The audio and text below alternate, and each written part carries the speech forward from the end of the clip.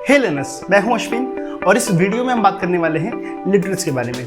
Literals basically Java में किसी भी कांस्टेंट वैल्यू को कहते हैं। ठीक है, आप इस कोड में देख सकते हो int age is equal to 18। ये इंट क्या है? एक डेटा टाइप है। एज क्या है?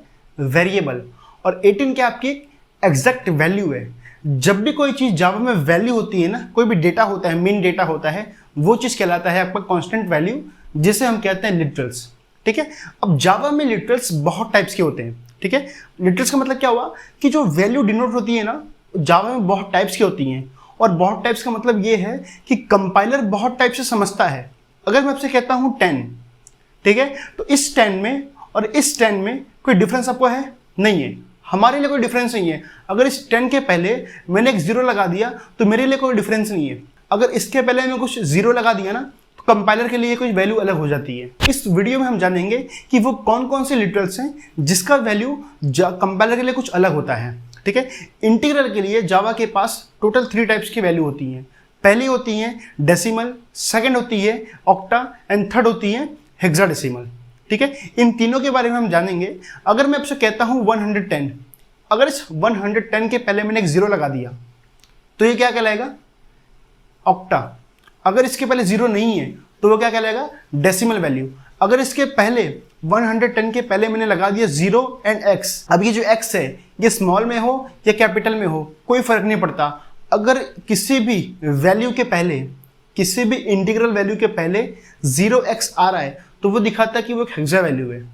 ठीक है, अब इन दोनों का डिफरेंस क्या है आप इस कोड में देख सकते हो कि मैंने यहाँ पे A, B, C, अब तीनों में मैंने 110, 110, 110 लिया है। बट B में मैंने क्या किया है, पहले 0 लगा दिया है और C में मैंने 0x लगा दिया है। अब इस तीनों की जो वैल्यू मैं देखूंगा कि कंपाइलर क्या समझता है, जब मैं प्रिंट कराऊंगा तो इसकी वैल्यू क्या होती है आप देख सकते हो। पहले वाली वेरिएबल की क्या वैल्यू है जो हमने प्रिंट कराया था, कंपाइलर ने उससे वही समझा 110। पर ऑक्टल के हिसाब से अगर मैंने उसके पहले 0 लगा दिया तो कंपाइलर ने क्या समझा कि 72 है। और हेक्साडेसिमल में क्या समझा इसने कि 272 है। पर ऐसा क्यों?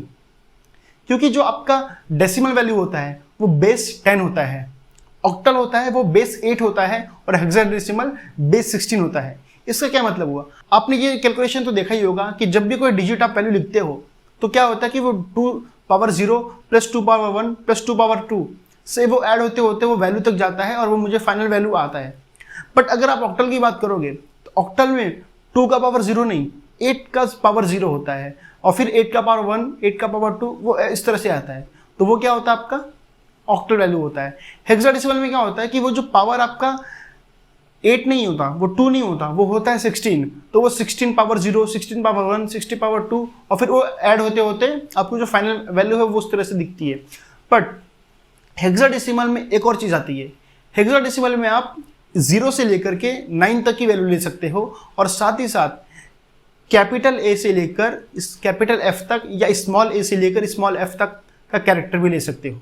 ठीक है, इसका प्रैक्टिकल यूज आप यहाँ देख सकते हो कि जब भी आपने HTML और CSS का कोड लिखा होगा तो जब भी आप कलर कोड सेलेक्ट करते हो तो वहाँ पर आप देखते रहोगे कि F, E, D, C ये क्या है, ये क्या हेक्सा वैल्यू है। ऑक्टल वैल्यू क्या होती है? ऑक्टल वैल्यू का मतलब ये होता है कि वो वैल्यू सिर्फ 0 से लेकर 7 के रेंज में दिखाएगा। 7 और 6 लिखा है, ये डेसिमल वैल्यू है।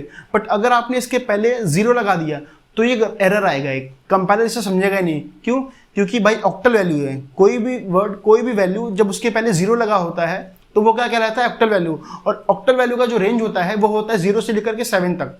बट इसमें 8 आ गया तो कंपाइलर ये समझेगा कि ये बहुत बड़ी वैल्यू है जो कि मेरी समझ से बाहर है, इसलिए आपको वो एरर देगा। अब आता है फ्लोट इंटीग्रल। अब फ्लोट इंटीग्रल क्या होता है? मैंने आपको बताया था कि जब भी आप कोई डेसिमल टाइप की वैल्यू स्टोर करना चाहते हो तो उसके लिए आप फ्लोट डेटा टाइप का यूज करोगे। बट फ्लोट के केस में आप हमेशा ध्यान देना कि जब भी कोई वैल्यू फ्लोट में स्टोर करोगे, आप जैसे यहाँ पे एग्जांपल देख सकते हो कि यहाँ पे मैंने लिखा है 11.11.686। अगर मैं इसे कंपेयर करूंगा तो मुझे एरर आएगा। क्यों? क्योंकि जब भी कोई वैल्यू डेसिमल में होती है, पॉइंट में होता है, तो कंपाइलर ये समझता है कि ये डबल टाइप का वैल्यू है। बाय डिफॉल्ट उसको समझाया गया है कंपाइलर को कि जब भी कोई वैल्यू आप देखोगे अगर वो पॉइंट में है तो आप उससे डबल समझना। बट मैं चाहता हूं कि ये वैल्यू फ्लोट में आए। क्यों? क्योंकि फ्लोट का साइज कम होता है तो मेमोरी में कम साइज लेगा और मैं चाहता हूं कि अपनी मेमोरी को बचाऊं, तो मैं फ्लोट टाइप का डेटा यूज करना चाहता हूं। इसलिए जब भी कोई वैल्यू आप इंटीजर में लाना चाहते हो और साथ में वो डबल ना होकर के फ्लोट करना चाहते हो, तो उस लिटरल्स के बाद आप, उस वैल्यू के बाद आप उसमें f लगाओगे, वो f कैपिटल हो या स्मॉल चलेगा। इससे कंपाइलर ये समझेगा कि ये वैल्यू कैसी है, फ्लोट टाइप की है, इसलिए वो फ्लोट टाइप का ही मेमोरी कंज्यूम करेगा।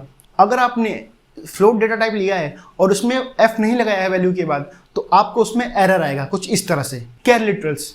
अब कैर लिटरल्स का मतलब क्या हुआ कि जब भी आप कोई भी वैल्यू कैर के अंदर पुट करोगे तो वो हमेशा सिंगल कोट में होना चाहिए। अगर आपने गलती से भी डबल कोट्स के अंदर कोई वैल्यू पुट किया है और कैर में पुट कर रहे हो वैल्यू को, तो आपको एरर देगा। क्यों? क्योंकि जब भी आप कोई जावा में डबल कोट्स के अंदर वैल्यू पुट करते हो तो वो कहलाता है स्ट्रिंग, ना कि कैर। दूसरी चीज, कैर में हमेशा सिंगल कैरेक्टर वैल्यू ही आनी चाहिए। आप गलती से एक बार भी अगर आपने 2 कैरेक्टर ले लिया तो आपको कुछ इस तरह से एरर आएगा।